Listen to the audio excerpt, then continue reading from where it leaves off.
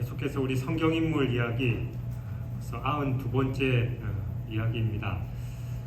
우리가 인생을 살아가면서 많은 사람들에게 평가를 받고 또 이 세상을 떠날 때 대대로 그에 대한 기억들이 많은 사람들에게 회자되기도 하지요.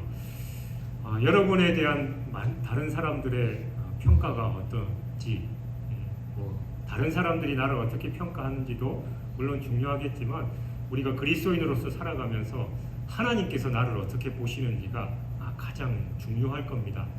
북왕국 이스라엘의 많은 왕들이 하나님 보시기에 악을 행하는 그런 삶을 살았는데, 오늘 본문의 이 오므리는 말씀의 제목대로 그 전에 모든 사람보다 더욱 악하게 행했다라는 그런 평가를 받고 있습니다.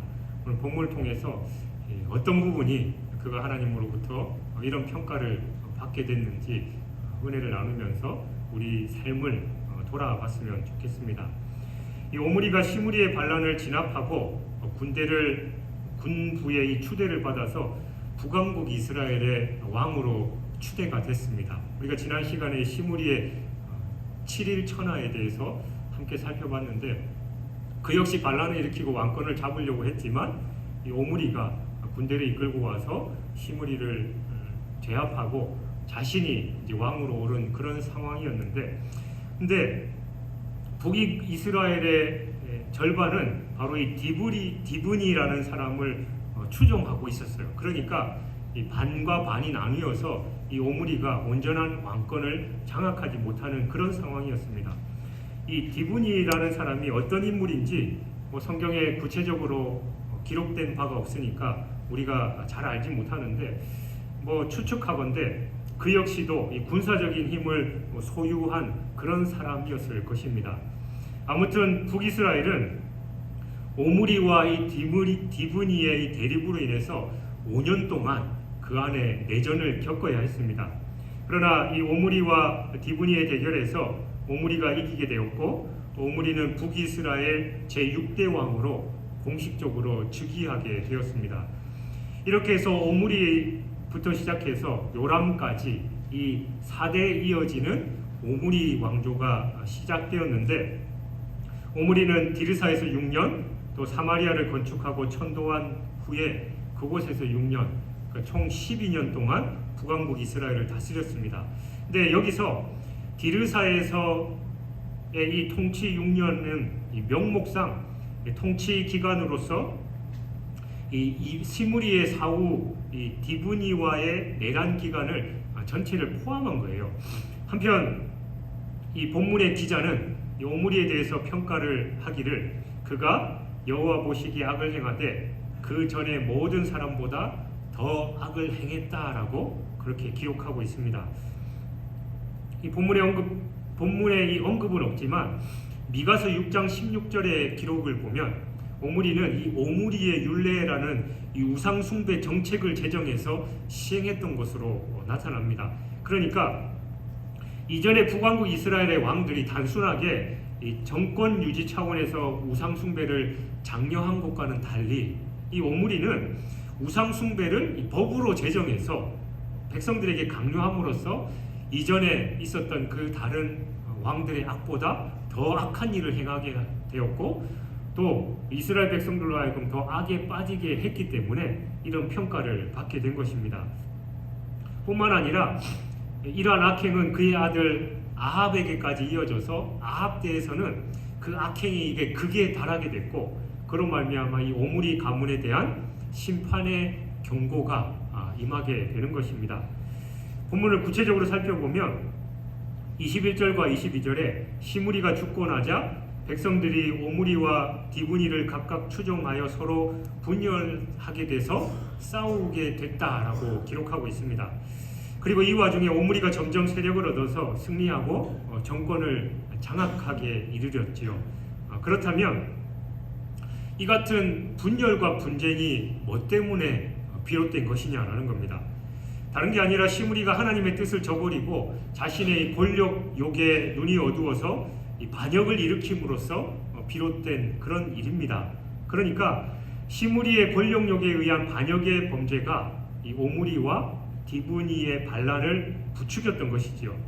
이 둘의 싸움은 오므리의 승리로 끝을 맺기는 했지만 그리 간단한 일은 아니었습니다. 시므리가 왕위에 오른 것이 유다왕 아사 27년이었고 오므리가 왕이 된 것은 아사 31년이었다라는 이 기록에서 알 수 있듯이 이 두 사람의 분쟁은 무려 5년 동안이나 지속됐던 겁니다.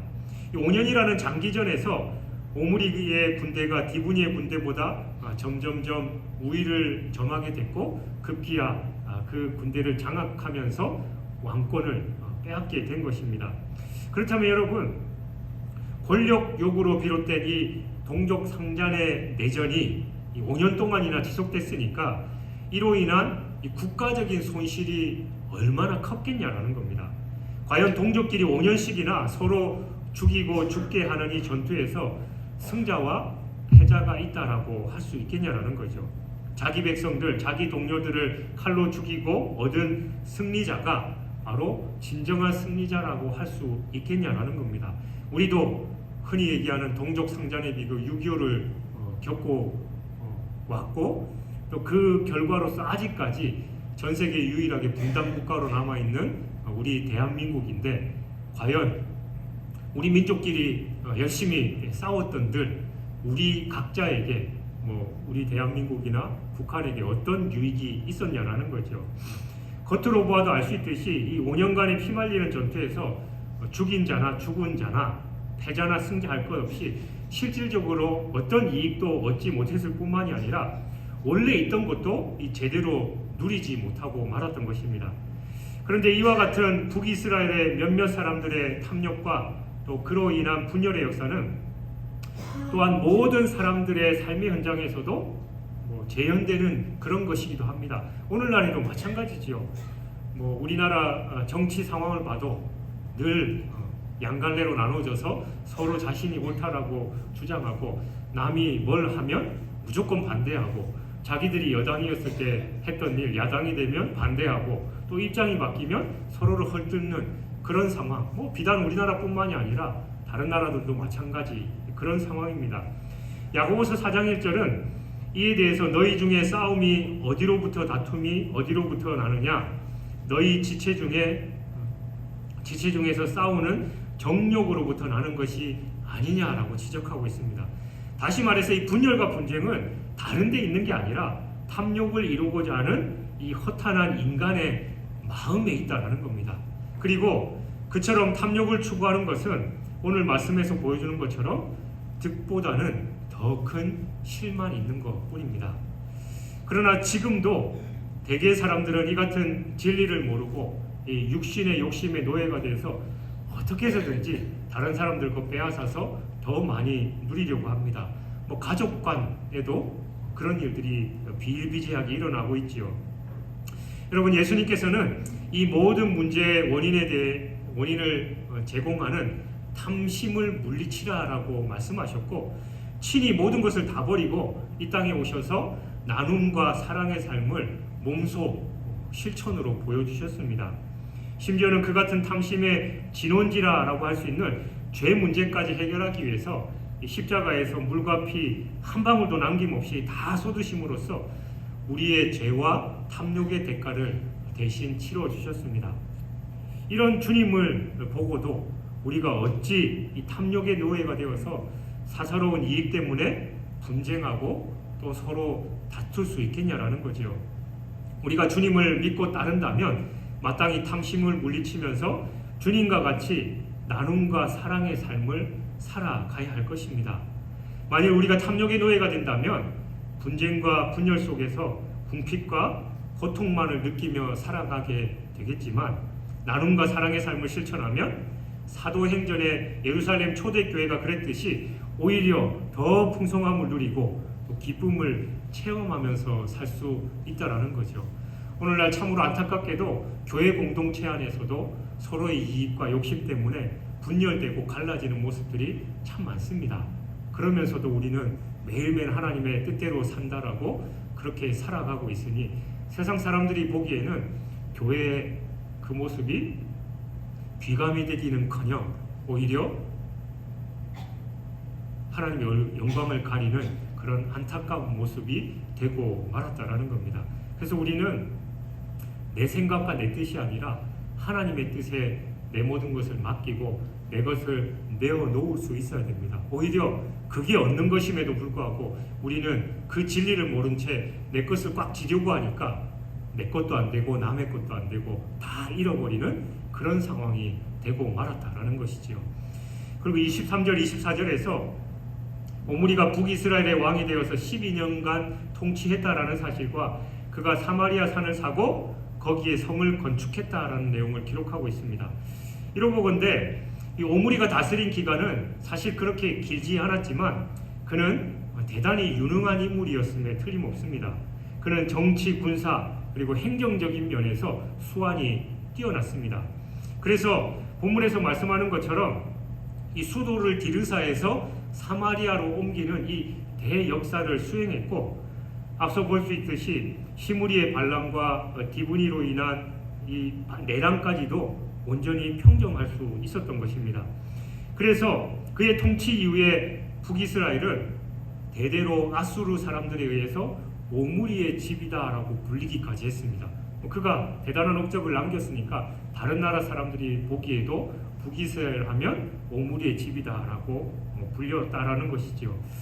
이 같은 내용을 감안한다면 아마도 그는 북이스라엘 역사에 있어서 대단히 중요한 인물이다라고 할 수 있고 재위 기간 동안 성경에 기록되어 있지 않지만 오히려 더 많은 무수한 업적을 쌓아왔던 것이 분명합니다. 그러나 여러분, 인간적인 면에서 뛰어난 오므리였지만 성경이 그의 치적에 대해서 기록한 것은 오늘 본문 23절에서 28절까지 6절 뿐입니다. 그리고 그에 대한 평가는 하나님의 노를 격발하는 그 악한 것에 지나지 않았다라는 것 외에는 아무것도 없습니다. 이와 같은 저자의 기록은 그가 아무리 당시에 모든 백성의 추대로 왕이 될 만큼 인기가 있었고 또 자기 나라뿐만이 아니라 이방 땅에도 이름을 떨칠 만큼 유능한 인물이었다 해도 하나님 보시기에는 아무 의미 없는 그런 인생을 살았다라는 것입니다.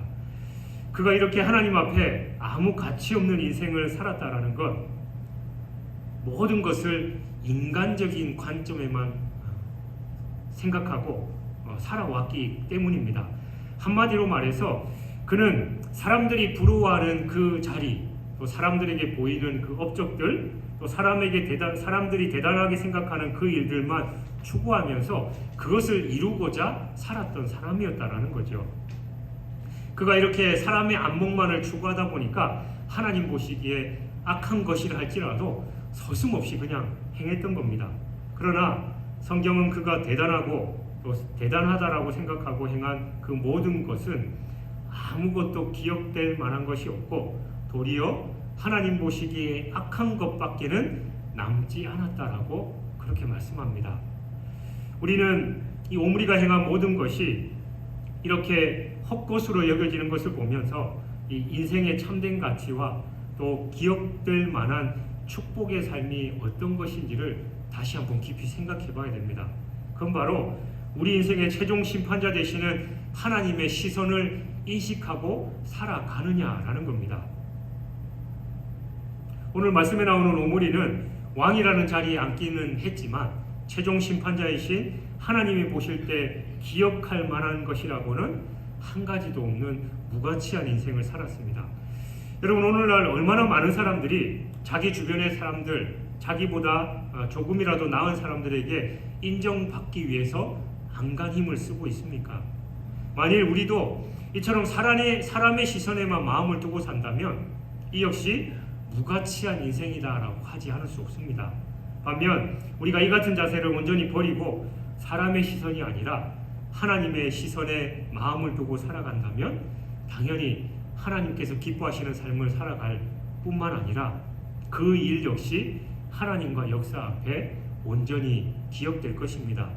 그리고 그렇게 살아가는 사람은 반드시 최종 심판대 앞에서 계신 그 하나님으로부터 가치 있고 인정받는 받을 만한 그 삶을 살았다라는 칭찬과 더불어서 더할 나위 없는 천국의 축복을 영원히 상속받게 될 것이지요. 여러분은 지금 어떤 것을 쫓아 살고 계십니까? 세상의 부귀영화, 또 사람들과의 관계, 또 내 삶의 안락함을 위해서 그렇게 최선을 다하고 살고 계시지는 않습니까? 그렇다면 마지막 때 여러분의 평가가 어떻게 될지 한번 깊이 묵상해 봐야 됩니다. 우리는 사람들이 추구하고 사람들이 생각하는 것이 아니라 하나님께서 기뻐하시고 하나님께서 원하시는 삶을 살아야 하나님뿐만이 아니라 세상에서도 인정받는 그런 삶을 살아갈 수 있다는 것을 깨닫고 오직 하나님의 시선, 하나님의 뜻 아래 살아가는 여러분의 삶이 되시길 주님의 이름으로 축원합니다. 우리는 오므리의 인생이 하나님 앞에 전혀 기억될 만한 인생이 못됐다라는 것을 살펴봤습니다. 이 같은 오므리의 생애와 업적 가운데서도 그나마 나름대로 기억될 만한 업적이라고 할 수 있는 것, 바로 사마리아 성을 건축한 일이다라고 할 수 있습니다.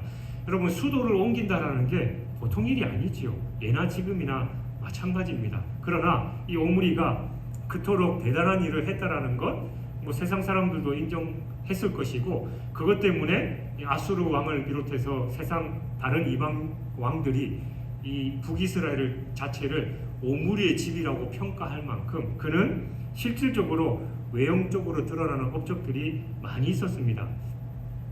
그런데 여기에 대해서는 저자는 별다른 언급은 하지 않고 바로 이어지는 25절 말씀에서 그가 악한 인생을 살았다라고 평가함으로써 세상이 알아주는 그 대단한 업적들은 사실 그냥 별거 아닌 것처럼 치부해버리고 있는 그런 모습입니다. 이처럼 본문을 기록한 기자가 이 오므리의 업적에 대해서도 평가절하하고 도리어 악한 것처럼 표현하는 그 이유는 다름이 아니라 그가 하나님과 상관없이 이 일을 행했을 뿐만이 아니라 하나님의 법도를 어겨가면서 자신의 업적을 세웠기 때문입니다. 먼저 그가 사마리아의 수도를 건립하면서 이 은 2달란트로 세멜이라는 사람에게서 사마리아 산을 사들였다라고 기록하고 있는데, 여기서 은 2달란트는 달란트가 이 무게를 나타내는 단위니까 한 64kg 정도 해당되는 것입니다. 그러니까 이 당시에 이 은 2달란트는 한 나라를 세울 만큼 만한 그 산을 사기에는 사실 턱없이 부족한 그런 금액이었습니다. 따라서 우리는 여기서 당시 오므리가 세멜에게서 이 사마리아 산을 사들일 때 적당한 값을 치르지 않았다라는 것 뿐만이 아니라 그가 왕이었으니까 그 왕의 권력을 이용해서 억지로 그 산을 샀다라는 걸 알 수 있는 겁니다. 아울러 이 빼놓을 수 없는 더 큰 잘못은 당시 토지를 매입하는 것은 레위기 25장 23절에서 토지를 영구히 팔지 말라라고 명한 이 하나님의 명령에 정면으로 위배되는 사실입니다. 이처럼 하나님의 말씀을 업신여기고 이 권력 남용과 착취에 의해서 세워진 이 성읍이 북이스라엘의 새로운 수도인 사마리아 성이 됐던 것이지요. 여러분, 아무리 큰 일을 하고 대단한 일을 한다라고 해도 하나님의 법을 어기고 공정하지 못한 방법으로 이루었다면 하나님께서 기뻐하지 않으시는 것은 당연할 것이고 세상 사람들에게도 칭찬을 받을 수 없습니다. 인정받을 수 없습니다. 오히려 불법으로 행했기 때문에 비난받아 마땅한 일일 것이죠. 그러나 그 시대뿐만이 아니라 오늘날에도 불법으로 행한 일로 인해서 세상에서 떵떵거리면서 살아가는 사람이 너무나도 많은 그런 현실입니다. 만일 누군가가 스포츠 경기를 하면서 대단한 기록과 업적을 세웠다 해도 그가 만약에 정해진 규칙에 어긋났다면 그 메달이나 그 기록은 전혀 인정되지 못하고 오히려 실격 처리 당할 뿐만이 아니라 많은 사람들에게 오히려 비난을 받는 그런 일이 발생합니다. 그래서 스포츠 정신, 스포츠맨십이라는 말이 있지요. 예전에 이 마라톤 경기를 할 때 보니까 이 마라톤 42.19 엄청난 거리를 뛰어야 하니까 중간중간에 물을 마실 수 있도록 이렇게 해놓은 거 있잖아요. 그러니까 어떤 사람이 이제 달려가면서 이 테이블 위에 물이 쫙 있는데 물을 쫙 치고 가더라고요. 그러니까 물이 다 바닥으로 떨어져서 뒤에 있는 사람들이 물을 마시지 못하게. 그건 이제 스포츠 정신에 어긋나는 행위죠. 자기만 살고 남은 다 죽이려고 하는 그런 그 꼼수인데, 그 반면에 어떤 사람은 앞에 사람이 이제 달려가다가 이 물을 집으려고 하다가 그걸 놓치고 그냥 갔어요. 그러니까 뒤에 사람이 그 물을 잡고 자기가 어느 정도 마시고 막 달려가서 그 사람에게 자기의 물을 건네는 그런 모습도 있습니다. 여러분, 어떤 스포츠 경기든 우리의 삶에 있어서 정해진 규칙과 또 올바른 방법으로 얻는 그 결과물에 대해서는 인정받지만, 꼼수를 쓰고 오히려 반칙을 행해서 다른 사람들을 어렵게 만들면서 얻은 그 기록과 또 영광, 그 모든 것은 오히려 사람들에게 비난의 대상이 될 뿐이다라는 걸 우리는 기억해야 되는 것이죠. 마찬가지로 우리가 하나님의 일을 행하는 데 있어서 아무리 대단한 업적을 이룩한다 해도 그것이 하나님의 말씀을 어겨가면서 이룩한 일이라면 그것은 우리에게 칭찬과 상급이 아니라 오히려 저주와 진노를 가져다 주고 말 것입니다. 그러므로 여러분, 작은 일을 하건 큰 일을 하건 하나님 말씀에서, 하나님의 기준에서 벗어나지 않고 하나님의 뜻 안에서 그 일을 이루어 나가야 하는 겁니다. 정녕 하나님은 우리가 무엇을 이루느냐보다 당신의 법대로 살아가려 했다라는 것을 분명하게 더 기억하셔서 거기에 따라 상벌을 주신다라는 겁니다. 뭐로 가도 서울만 가면 된다라는 말이 있죠. 그러나 하나님의 법은 그렇지 않습니다. 하나님은 그 과정도 너무 중요하게 생각하시고 그 과정에 따른 결과를 기뻐하신다라는 거죠. 오히려 결과가 좋지 않다 하더라도 그 과정이 하나님 앞에 선하고 아름다우면 오히려 그 과정을 인정하시는 하나님이심을 알고 우리는 늘 하나님의 뜻 안에서 하나님께서 기뻐하시는 그 뜻 안에 거하는 그런 삶을 살아야 될 줄 믿습니다. 25절과 26절에 보면 우리가 지금까지 살펴보았던 이 오므리 왕에 대한 본서 기자의 최종 평가가 나오죠. 여기 나온 말들은 이름만 바뀌었을 뿐 북왕국 이스라엘의 왕들, 그러니까 여로보암, 나답, 바하사, 엘라, 시므리와 전부 동일한 기록입니다. 다시 말해서 이전의 왕들 모두 그랬던 것처럼 오므리 역시 악한 길을 따라 걸었고 이스라엘로 범죄케 한 여로보암의 길로 행했다라는 겁니다. 그리고 여기에 덧붙여서 25절에 그 전에 모든 사람보다 더욱 악하게 행하여라는 말을 덧붙임으로써 점점 더 악이 심화되고 있는 그 국면을 지적하고 있습니다. 이처럼 본문은 1차적으로 오므리의 죄악상을 지적해 주고 있지만 여기에 더해서 26절에서 그 죄의 뿌리가 원래 여로보암에게 있었다라는 것을 말씀하고 있습니다. 다시 말해서 여로보암으로 인해 뿌리 내린 이 죄의 나무가 더 깊이 뿌리 내리고 자라나서 왕조가 거듭될수록 그 죄가 더 가중되고 있다라는 걸 압축적으로 보여주고 있는 겁니다. 여기서 우리는 반드시 이해해야 할 이 죄의 본성에 대해서 알 수 있습니다. 여러분, 죄악은 한번 뿌리 내리고 나면 그대로 머물러 있거나 스스로 약해지는 법이 없습니다. 그건 시간이 지날수록 사람들 마음속에 더 깊이 뿌리를 내리고 그 세력을 강화시켜 나갑니다. 마치 나무가 처음에 묘목으로 심겼을 때는 그 뿌리가 약해서 누구나 쉽게 뽑아낼 수 있지만 그게 자라나서 견고해지면 큰 나무가 되면 아무나 그 나무를 뽑을 수 없을 그런 상황과 마찬가지인 것입니다. 서양 속담에 새가 머리에 앉을 수는 있지만 둥지는 치게 하지 말라라는 말이 있습니다. 이는 우리가 죄에 대해서 어떤 자세를 취해야 하는지에 대해서 잘 알려줍니다. 우리의 인생이 연약하고 또 우리가 살아가는 세상에 죄가 가득해서 죄와 상관없이 살아간다는 거 사실 어려운 일이지요. 그러나 우리는 죄와 전혀 상관없이 살아갈 수는 없지만 죄와 짝하면서 살아갈 수도 없습니다. 만일 죄가 버젓이 우리 삶의 둥지를 들고 뿌리를 내리고 있는데도 그냥 내버려 두면 나중에 그것을 그냥 나중에 해결하면 되지라고 할 수 있다라고 생각할지 모르지만 그 죄가 뿌리를 내려서 견고해지면 우리 힘으로는 어쩔 수 없는 그런 상황에 될 것입니다. 왜냐하면 죄된 본성은 그 죄된 본성을 지닌 사람에게 죄악처럼 길들여지기 쉽고 죄악처럼 끊기 어려운 것은 사실 존재하지 않기 때문입니다. 그렇다면 우리는 죄를 이기기 위해서, 또 죄가 우리 삶에 뿌리 내리지 못하게 하기 위해서 어떻게 해야 하느냐? 그건 영적으로 무장하고 항상 깨어 있을 뿐만이 아니라, 죄가 우리 삶에 침투해서 뿌리를 내리려 할 때 즉시로 그 죄를 뽑아버리는 것 외에는 방법이 없습니다.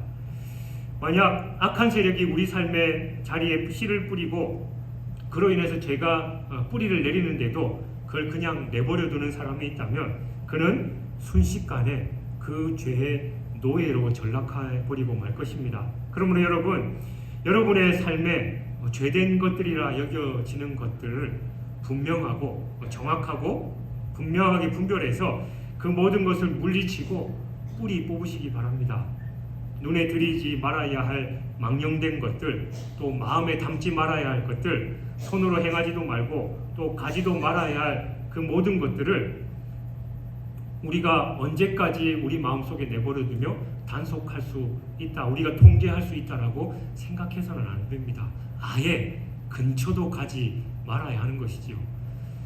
우리가 요셉을 보면, 그가 보디발 장군의 아내가 자신을 유혹할 때 그 아내를, 그 안주인을 앉혀놓고 이러시면 안 됩니다. 이렇게 하면 하나님 앞에 죄를 짓는 것이고 당신 남편을 어떻게 하는 것이고 설명해봐야 그 죄를 이길 수 없다라는 걸 요셉은 너무나도 잘 알았기 때문에 그 유혹의 손길을 떨쳐버리고 그 자리를 피했던 것이지요. 마찬가지로 여러분, 우리가 죄악의 그 구렁텅이, 그 소굴에 완전히 빠지지 않기 위해서는 그 근처도 가지 말아야 됩니다. 바늘 도둑이 소도둑 된다라는 우리 옛말이 있듯이 작은 것을 우리가 양보하게 되면 그 죄는 우리를 점점점 잠식하게 되고, 말 그대로 우리가 죄의 노예가 되어서 어쩔 수 없는 그런 상황에 되는 것이죠. 우리가 요즘 매스컴을 통해서 보듯이 연예인들이 그 작은 유혹을 못 이겨서 하다 보면 나중에 거기에 노예가 돼서 더 이상은 빠져나오지 못하는 그런 상황이 되죠. 어떤 영상을 보니까 예전에 이제 어떤 연예인이 그렇게 많이 유명하지 않던 그 시절에 어떤 사람들이 모여있는 장소에 갔는데 분위기가 조금 이상하더래요. 그래서 그랬는데 자기한테 뭔가를 건네주면서 이거 한번 먹어보라고, 그러면 피로도 싹 가시고 기분도 좋아지고 또 그 일을 하는 데 있어서 힘을 얻게 된다라고, 이 비타민보다 효과가 훨씬 더 좋은 거다라고 그런 얘기를 했다라고 하더라고요. 그래서 주변에서 자기 선배들이 이렇게 권하고 하니까 그냥 뭔지도 물어봐도 대답도 안 해주고 좋은 거니까 먹으라고 해서 먹었는데 갑자기 자기가 정신을 잃을 정도로 심한 쇼크를 받았다라고 하더라고요. 그러니까 주변 사람들이 웃으면서 너 이제 죽었다 이러면서 그런 얘기를 하더래요. 그러니까 죄는, 사탄은 우리에게 그렇게 쉽게 우리가 넘어갈 수 있도록 유혹해서 우리가 그걸 덥석 무는 순간 말 그대로 사망의 구렁텅이로 빠지는 그런 결과가 돼버리고 마는 겁니다. 그렇게 중독이 되면 이제 그 마약에서 더 이상 벗어나지 못하고 자기 돈 들여가면서 사서 그 마약을 취하게 되는 그런 상황까지 가버린다라는 것이지요. 우리의 삶도 마찬가지입니다. 마약 얘기하니까 나와는 전혀 상관없는 먼 나라 그런 얘기라고 여러분 들릴지 모르지만, 우리의 삶에서 작은 것 하나하나 하나님의 뜻에서 벗어나서 죄악에 양보하면 결국은 그 죄가 우리를 삼켜버려서 정말 그 죄를 어떻게 할 수 없는 그런 지경에 이르게 된다라는 것이죠. 그러므로 우리는 그런 일을 당하기 전에 날마다 십자가 앞에 나 자신을 내려놓고 말씀과 기도로 근신해서 깨어있는 방법밖에 없습니다. 다른 방법이 없어요. 다른 방법이 있으면, 쉽고 편한 방법이 있으면 얼마나 좋겠습니까만, 우리의 인생에서 우리가 노력하는 것만큼 얻어지지 공짜로 얻어지는 건 십자가의 은혜밖에 없습니다. 그러니까 우리는 날마다 깨어 기도하고 성령께서 우리를 지켜 보호해 주시도록 간구해야 하는 것이죠. 사랑하는 여러분, 우리는 본문을 통해서 오므리가 엘라 왕을 죽이고 스스로 왕의 자리에 오른 시므리의 부동한 행동을 징계한 것과 또 디브니와의 5년여의 내전을 종식시키고 북왕국 이스라엘의 왕이 되어서 많은 업적을 행한 것을 알 수 있었습니다. 그럼에도 불구하고 오늘 본문의 기자는 그의 많은 업적에 관해서 그다지 가치를 두지 않고 오히려 그가 앞선 왕들보다 더 악한 삶을 살았다라고 혹평하고 있습니다. 우리는 이 말씀을 통해서 우리가 세상을 어떻게 살아야 하는지를 다시 한번 깨닫습니다. 즉 우리는 세상에서 무엇을 얻었느냐, 또 얼마를 가졌느냐, 또 어떤 자리를 차지했느냐가 중요한 것이 아니라 하나님과의 나의 관계가 올바른 것이냐, 그리고 하나님과의 관계가 유지되고 있느냐가 더 중요하다라는 것을 철저하게 깨달아야 합니다.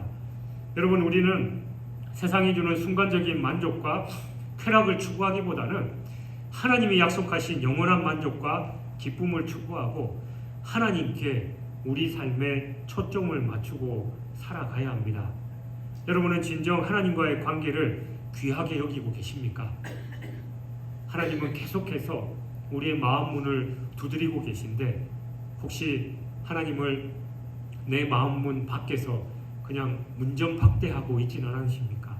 우리의 마음 문을 열어주셔야 주님은 우리와 동행하실 수 있습니다. 그러면 우리에게 들어와서 우리와 함께 먹고 마시고 행동하고 우리와 동행하시면서 우리의 삶을 인도하십니다. 뿐만 아니라 우리가 마음에 주님을 모셨다 하더라도 우리의 주권을 내어드리는 게 중요합니다. 마음에 모시되 그냥 저 한쪽 구석에서 그냥 한데 주님을 놔두면서 내 마음대로 하고 있는 삶은 의미가 없습니다. 내 삶의 중심에 주님을 모시고 주님의 뜻에 모든 걸 순종하는 삶을 살 때만 올바른 삶을 살아갈 수 있다는 것이죠. 세상에 무엇보다도 신령한 일에 가치를 두시고 하나님의 말씀에 순종하는 삶을 사시기를 바랍니다.